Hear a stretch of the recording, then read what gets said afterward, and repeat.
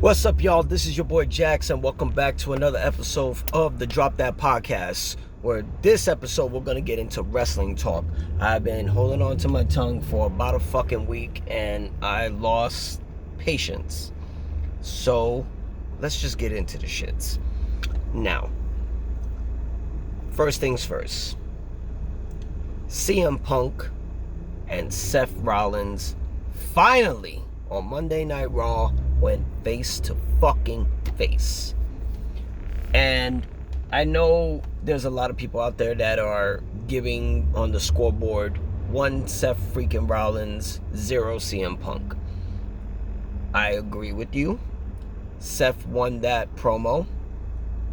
But if you look at a lot of promos that CM Punk went head to head with people, you know, whether it was Chris Jericho, MJF, Hangman Adam Page, The Rock, John Cena, the list goes fucking on if you followed his career. He barely said anything. He barely fucking said anything. He let Seth freaking Rollins get his shit off. And Seth fucking did it. He had a whole clip ready to unload, and he let that shit out. And I was happy with it. I mean, you could look at it as Seth won, or you could look at it as Punk gave him a pass to talk your shit. Since you can't stop getting my name out your fucking mouth before and after I came back, go ahead, get your shit off. That's how relevant I think you are to be on the top of my list. Because right now we don't know who is on the top of Punk's list. We know what storyline they're going to go with, what feud they're going to go with, but there's a lot of fucking potential feuds for CM Punk. It's not necessarily just Seth freaking Rollins. You got Roman Reigns, you got fucking Kevin Owens, you got Logan Paul, you got Gunther. Fuck, you got a lot. You got a lot that CM Punk can get into, and he can relive rivalries. He brings John Cena back. There's not that many people. I mean, you could do Randy Orton again. He's back. We'll get into him a little bit after this. But it was an interesting promo. It had me on the edge of my motherfucking seat. I rewatched it. I dissected it. And they did the Raw with a main event with Seth freaking Rollins retaining the title against Jey Uso, which I thought was a 5-star match. Just a little weirdness on the ending after that super kick Jey Uso let out. But that promo, it's like, okay, we're going to start this shit off fourth quarter 2023 to give some potential, because we have 2 premium live events before WrestleMania 40. You know, we got the Royal Rumble in Tampa. We got the Elimination Chamber out in Perth, Australia.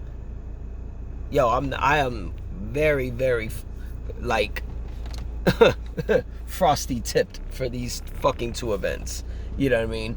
Because we are going to do an episode where we're going to give our takes of who we think is going to not only win the Royal Rumble, but who will be the final fucking 4, men's and women's Royal Rumble, because we don't get sexist on this podcast.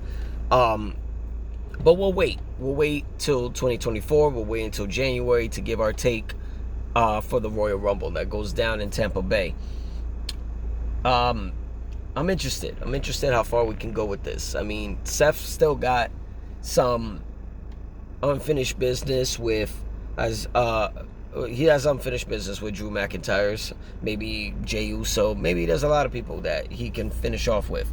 We still don't we still don't know who Seth freaking Rollins is going to face at the Royal Rumble, but we know it's not CM Punk, because CM Punk has declared himself an entry into 2024's Royal Rumble, which is kind of weird because back in 2014 he walked out at the Royal Rumble. But yeah, it's gonna be interesting. So CM Punk is going to be in the Royal Rumble along with Cody Rhodes, the American Nightmare, and I'm interested on when CM Punk finally offloads his clip on Seth Freakin Rollins. What's going to be? What is he going to say? Because he already tagged him a little bit. Boop, boop, right in the culo.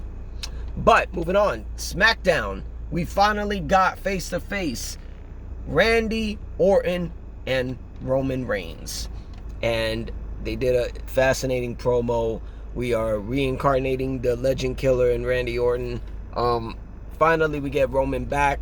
Hopefully, he stays a little while. I think he's on way too many fucking vacations. Not enough title defenses. We're starting to get little cheap moments now with him. He just announced Solo Sikoa as the heir to the tribal chief position, which I think is going to be interesting to see where Solo goes from here and where Jimmy Uso goes from here. I mean, we're already getting Yeet t-shirts on WWEshop.com with Jey Uso. Why aren't we getting No Yeet with Jimmy Uso? You could be selling both of this shit right now. Yeet, no Yeet. It's fucking common sense, but that's just me. But it's a great promo, and it's leading to a possible match, Randy Orton versus Roman Reigns for the undisputed Universal WWE Championship, which they're not really calling that shit no more. You know what I'm saying? If you noticed, a couple people, I forgot who the first one was. Oh, LA Knight. We'll get to him. But it was LA Knight who called the undisputed WWE Universal Championship. He called it the WWE Championship, if you noticed it, when they were leading towards Crown Jewel against Roman. Now we got Randy Orton calling it back the WWE Championship. Is this no longer an undisputed title? Because the fucking word undisputed is planted in the front of the belt.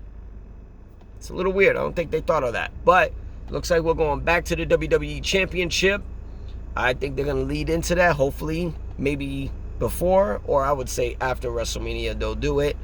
But it's going to be interesting. I do see a RKO somewhere, maybe 2 on Roman Reigns. Definitely on Jimmy again, since he already received it twice. And I see it going on Solo Sikoa as well. Great match. I can't wait for fireworks. Last time, if y'all remember, it was a SummerSlam years back. It was Randy Orton versus Roman Reigns. Roman got the win, but it was a fucking 5-star match. You did see a RKO in there, and you did see a spear. So I'm expecting them to propel that. Now these two are levels high of where they were then, and fucking they're both chiseled fucking alpha males that could fucking give you a 5-star match. Can't wait for that. Also, AJ Styles, the Phenomenal One, is back and attacks LA Knight. I found that weird. Hope that's not leading to a one-on-one match, because that could backfire. AJ Styles is back, so he might be getting in the championship or Royal Rumble conversation.